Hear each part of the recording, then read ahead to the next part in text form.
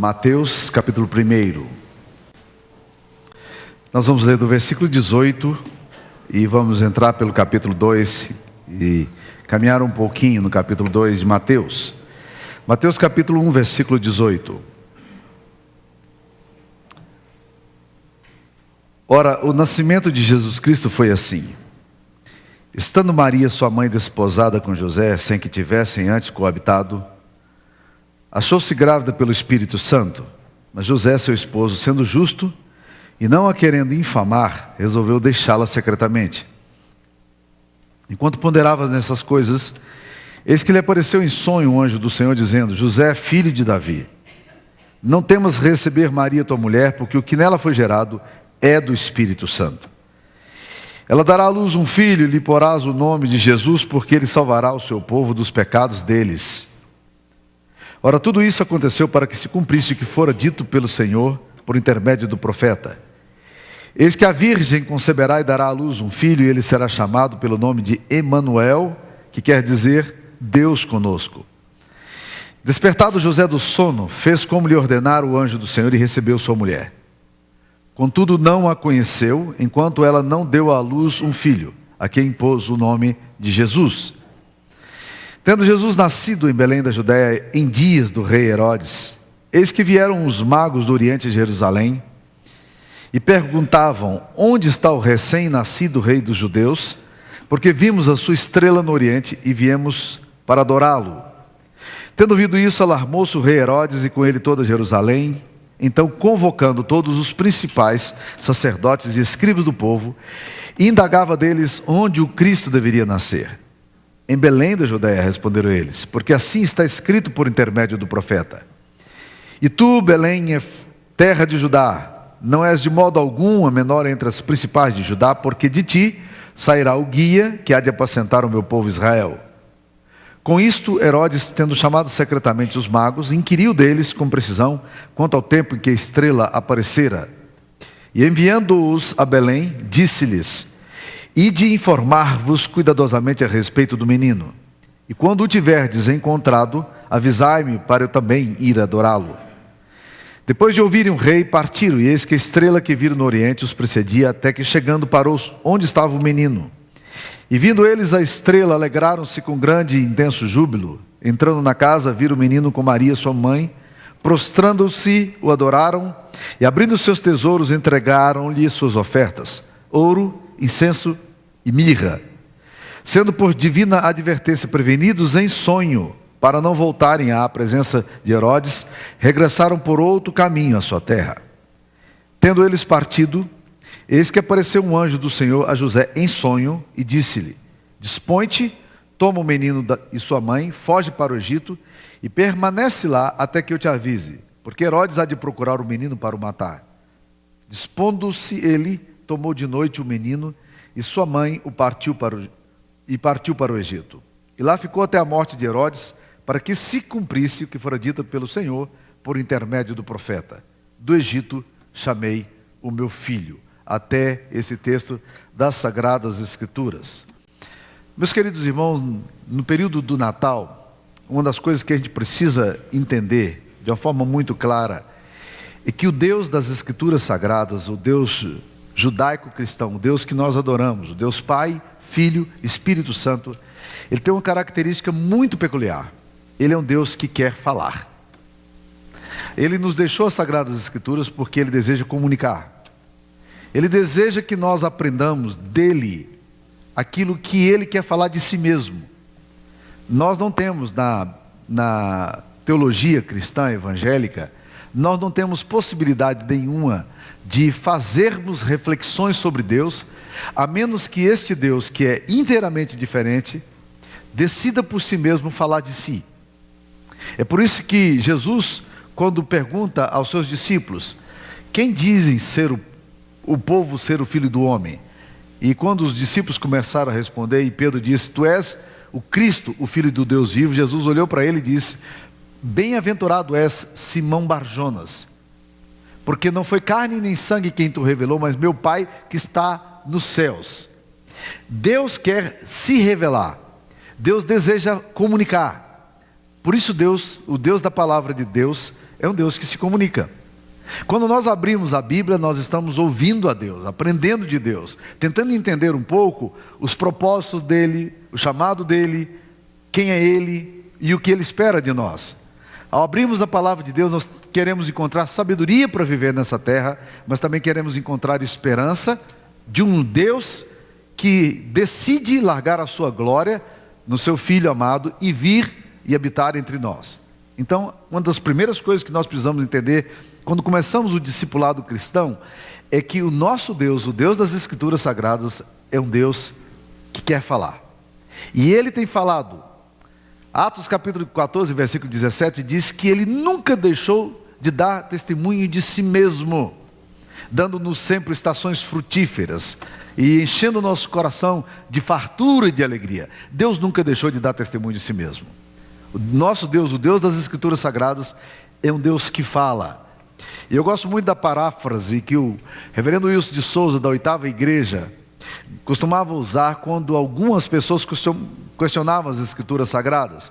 E ele afirmando que a Bíblia era a palavra de Deus, e algumas pessoas questionando o conteúdo da palavra de Deus. Ele disse: bem, nós cremos que o Deus da palavra, o nosso Deus é o Deus da palavra. Ele quis se comunicar com os homens, e ele fazia um trocadilho de palavras interessante quando ele dizia o seguinte: se Deus não disse o que teria dito, ou seja, o que nós temos nas Escrituras Sagradas, por que é que Deus não disse o que teria de dizer? Em outras palavras, Deus disse porque Ele queria se comunicar. Então é importante a gente abrir os nossos ouvidos, e esse é um grande desafio para nós.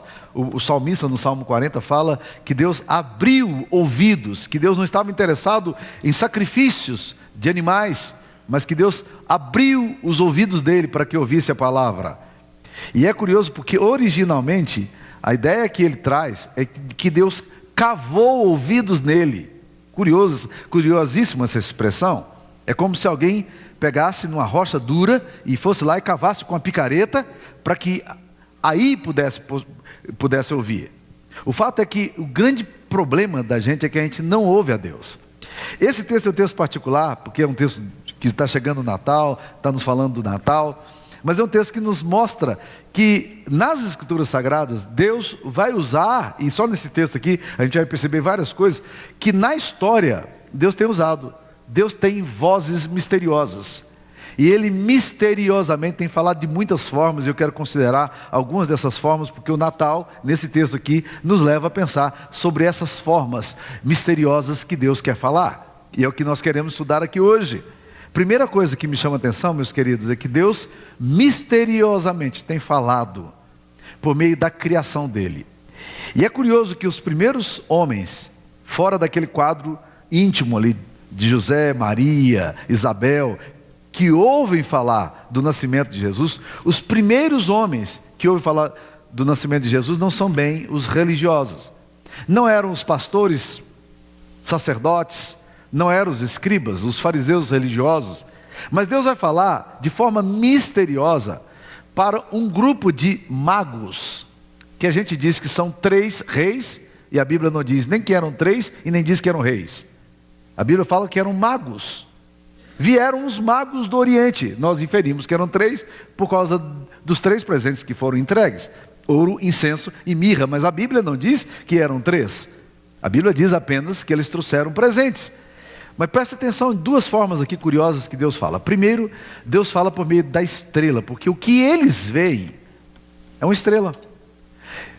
Eles eram pessoas, esses magos muito provavelmente eram pessoas que estavam muito ligados a essas questões filosóficas, ancestrais, espiritualistas. E eles provavelmente lidavam muito com essas questões de alquimias e observações das estrelas.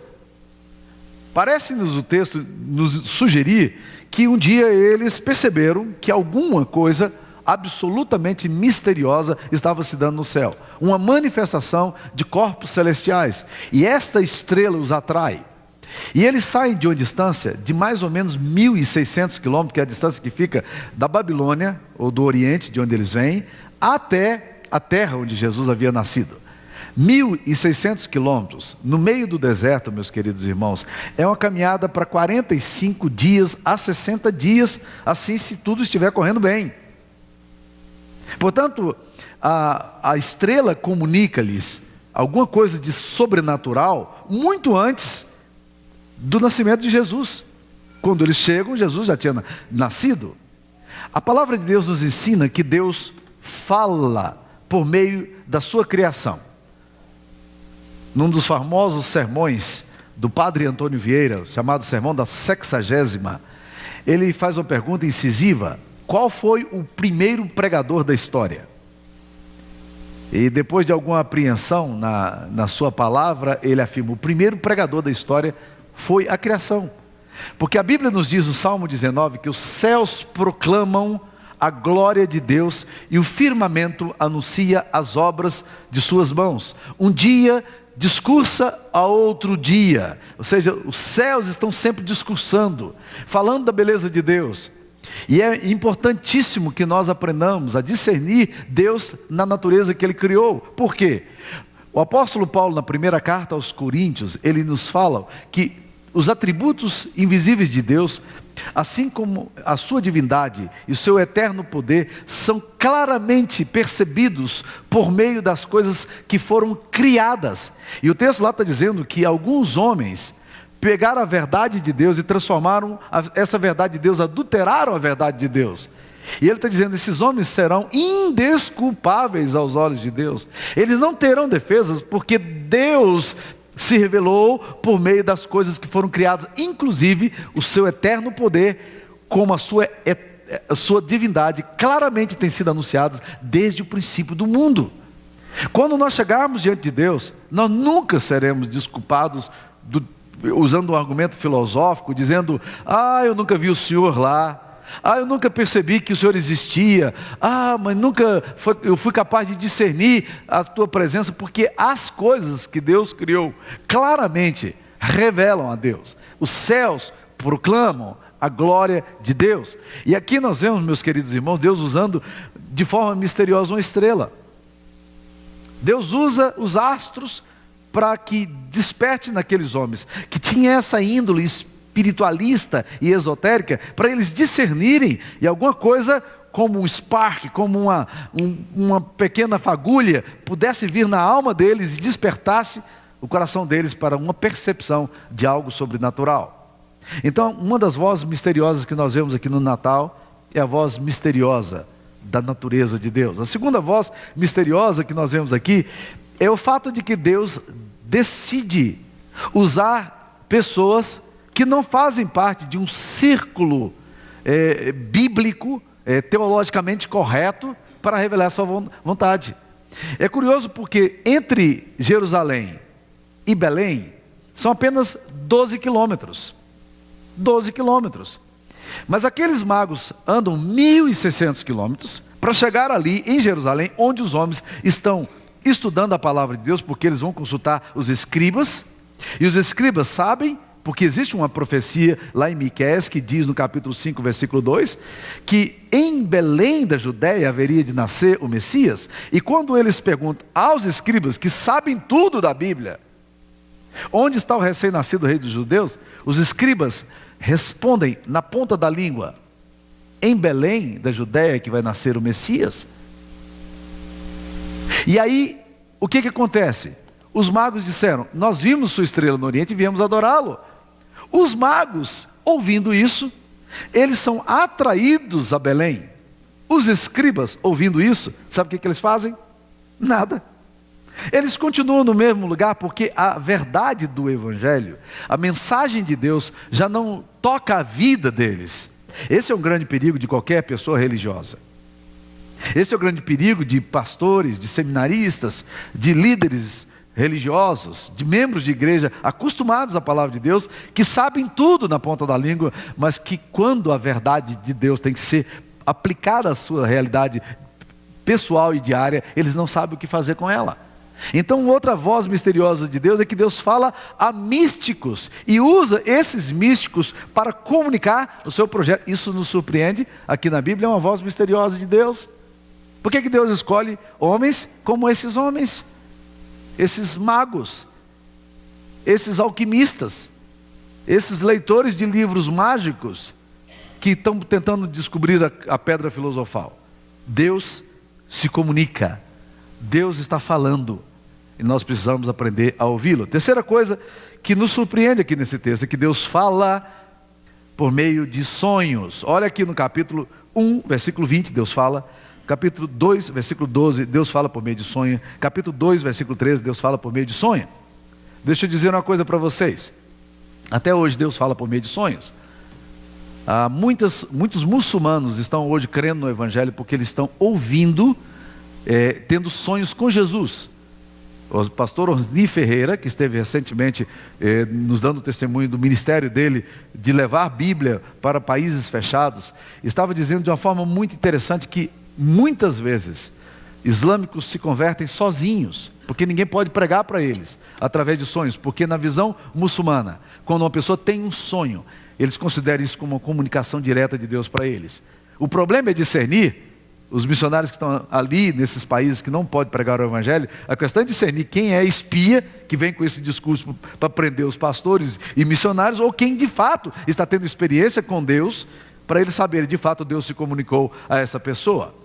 Por que nós como cristãos não usamos muito a questão do sonho? Porque a própria palavra de Deus nos exorta a sermos muito criteriosos na questão do sonho.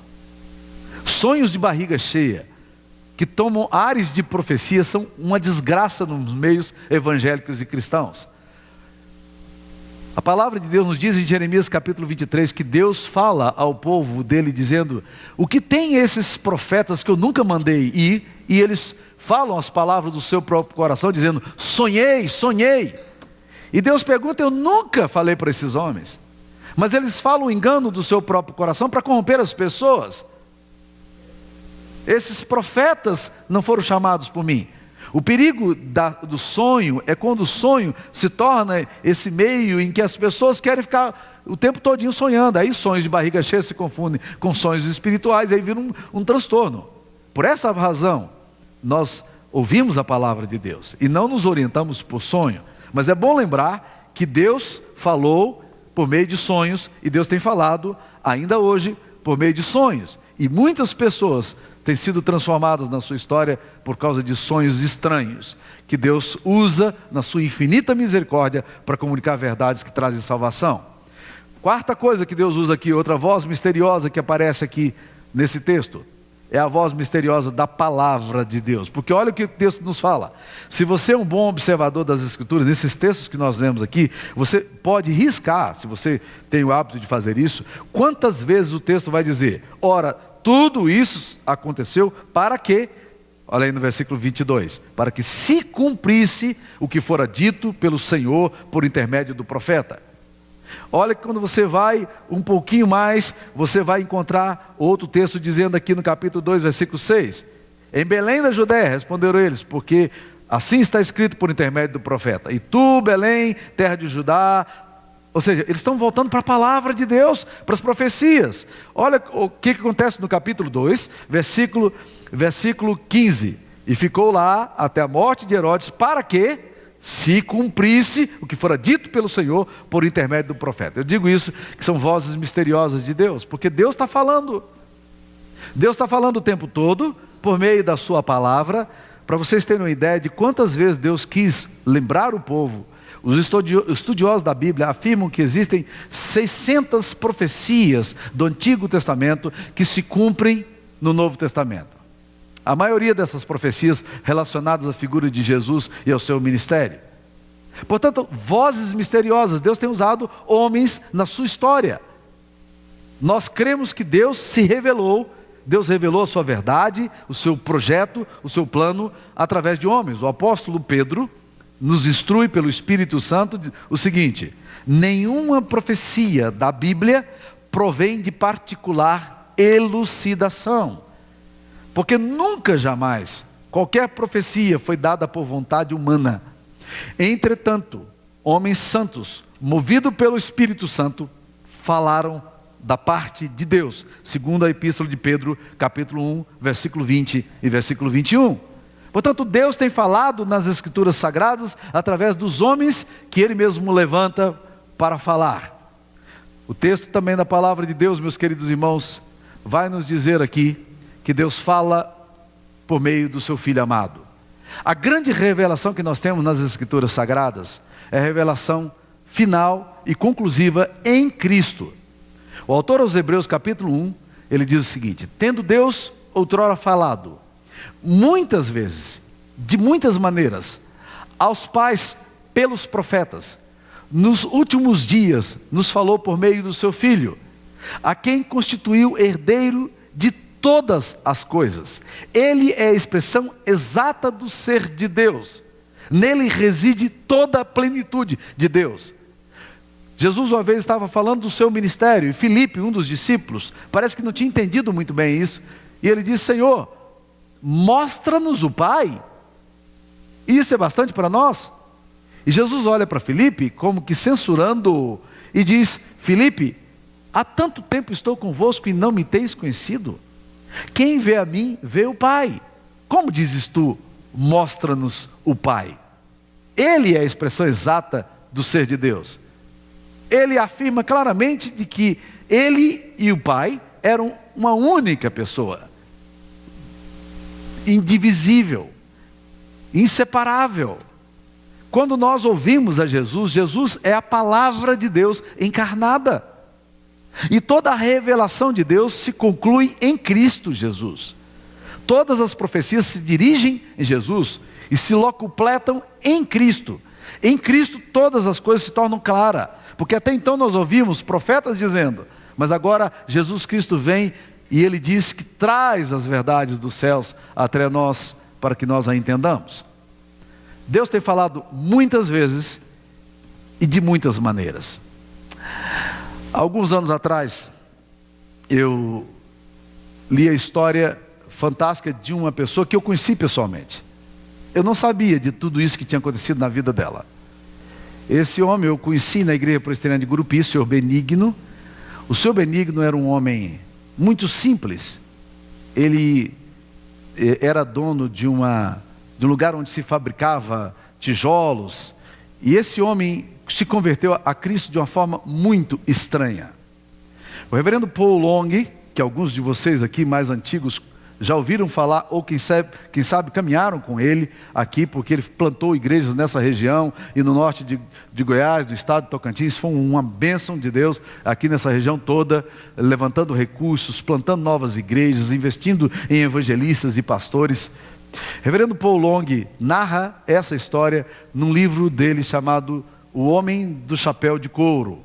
O Homem do Chapéu de Couro não é bem a história do Seu Benigno. Ele narra várias histórias. O Homem do Chapéu de Couro é um homem que ele conheceu no Paraíso do Norte, e que um dia depois da pregação traz um revólver, aponta o revólver para ele e diz, e aí ele ficou com muito medo e disse: não, pastor, eu não estou aqui para te matar, eu estou aqui para te trazer esse revólver, porque eu vi o senhor pregar essa mensagem aí. Eu sou um homem que estou debaixo de ameaça de morte, mas eu queria dar o meu revólver para que o senhor pudesse construir a futura igreja. A igreja presbiteriana do Paraíso do Norte começou com construção, com dinheiro que veio de um homem que deu um revólver para vender e construir a igreja. Mas o senhor Benigno era um homem muito simples, mas um homem muito crente. Ele trabalhava então nessa cerâmica dele, e ele tinha problema, porque quando chegava a época da chuva, ele não tinha dinheiro para poder se sustentar. Então ele saía fazendo bicos, tentando ganhar dinheiro para poder manter a sua família. Mas ele tinha um problema, porque ele morava numa região muito violenta, e quase todas as vezes que ele estava voltando, parecia que algumas pessoas sabiam que ele estava trazendo dinheiro do trabalho dele e o assaltavam. E o seu Benigno e a sua esposa, ambos, eram pessoas muito ligadas ao mundo espiritual, mundo dos espíritos. Ele era macumbeiro. Então ele tinha muito acesso a coisas espirituais, a coisas de demônios. E eles diziam ao pastor Paul Long que eles não tinham, invocavam espíritos, eles não invocavam os espíritos para fazer o mal, eles só invocavam espíritos bons.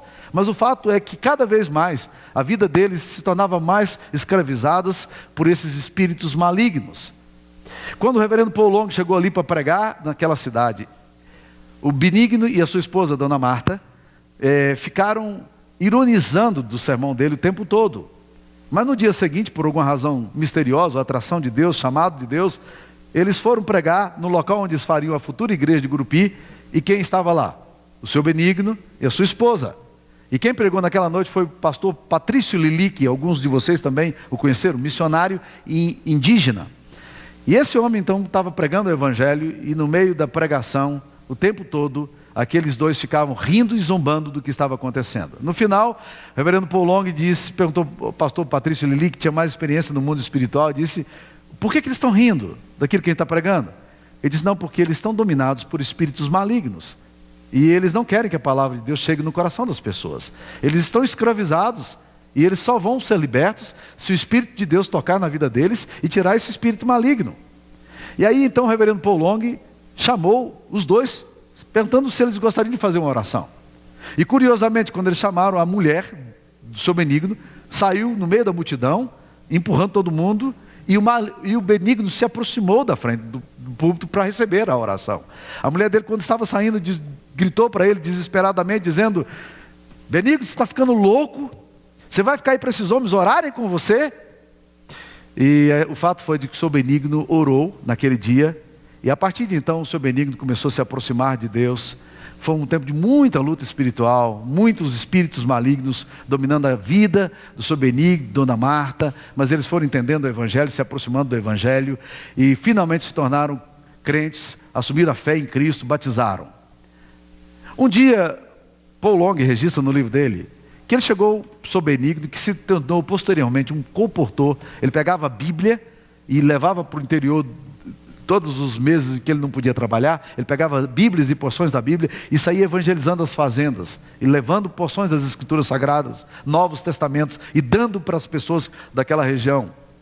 Um dia Paul Long perguntou para ele: como é que o senhor chegou de fato a se convencer de que o que nós estávamos pregando era verdade?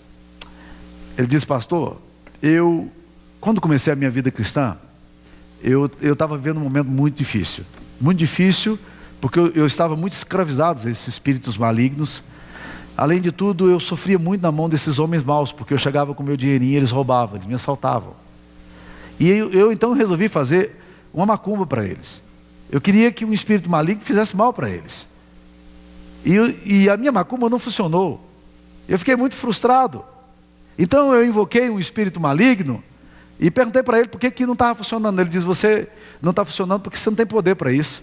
Você precisa consultar a rainha do Araguaia, que era uma famosa macumbeira da região ali do Tocantins, do sul do Tocantins. E ele então, o espírito maligno, não apenas disse o nome da mulher, mas disse o local onde ele poderia encontrar a mulher. E lá está então o seu Benigno atrás dessa resposta espiritual para resolver os problemas que o afligiam.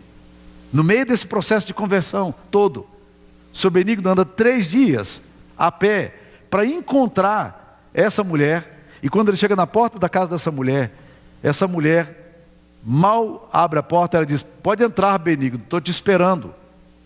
Ele ficou muito assustado e disse: como é que a senhora sabe meu nome? Ele disse: ei, Benigno, quando você saiu lá da sua casa, eu te acompanhei. Quando você chegou aqui no meio do mato, eu já sabia que você estava vindo. Benigno, você é um tolo, você é muito bobo. E o Benigno se assustou com tudo. Ela disse: olha aquela fotografia que tem ali naquela parede, o que você está vendo? Ele olhou e viu uma fotografia de um animal sendo perseguido por cachorros de caça, e outro homem esperava esse animal lá na frente para matá-lo. Ele disse: Benigno, ela disse para ele: Benigno, você está querendo fugir do mal, mas você está querendo fugir do mal, mas você está querendo correr para salvar a sua vida. E o que você precisa fazer, Benigno, não é de um poder espiritual para destruir seu inimigo, mas você precisa do poder de Deus para lhe dar vida. E apontou surpreendentemente para cima da mesa, e tinha um livro, e havia na estante vários livros. Ele disse: você conhece esses livros aqui, Benigno? Benigno era praticamente iletrado. E ele disse: não. Ele disse: esses livros aqui são os livros que me ensinam magia negra. Eu aprendi muitas coisas do mundo espiritual nesses livros aqui. Mas, Benigno, o livro que pode resgatar você é essa Bíblia aqui, Benigno. Você volta para sua casa, você vai ler a Bíblia, e você vai encontrar na Bíblia os ensinamentos, e você vai seguir esses ensinamentos, e a sua vida vai mudar, a sua história vai mudar. Não seja tolo. E o Benigno volta para casa dele agora ansioso para estudar a palavra de Deus. E quem disse isso para ele? Uma macumbeira. Não é estranho essas coisas de Deus? Não é surpreendente o que Deus faz na história? Não é surpreendente como Deus tem falado tantas vezes e de muitas maneiras a nós? Talvez o que a gente precisa fazer, não é que Deus precisa pedir, não é que Deus fale mais, é para que Deus cave ouvidos em nós, para ouvirmos o que Ele já tem falado, nos arrependermos e encontrarmos vida. As vozes misteriosas do Natal estão aqui presentes.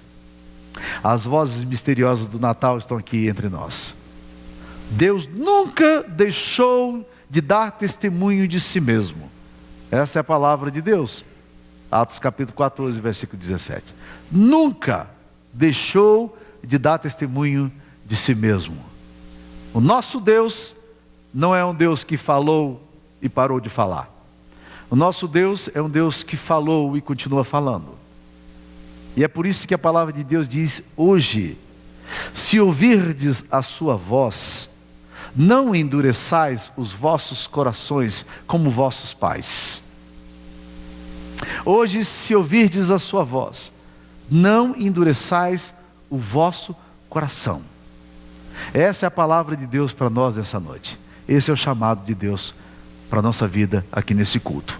Que Deus nos ajude a discernir a voz de Deus no meio de toda a nossa confusão, no meio de todo o nosso pandemônio, no meio de todas as nossas buscas tolas, para que a gente possa encontrar a vida como o seu Benigno também encontrou, ouvindo uma voz para lá de misteriosa. Que Deus nos ajude. Amém.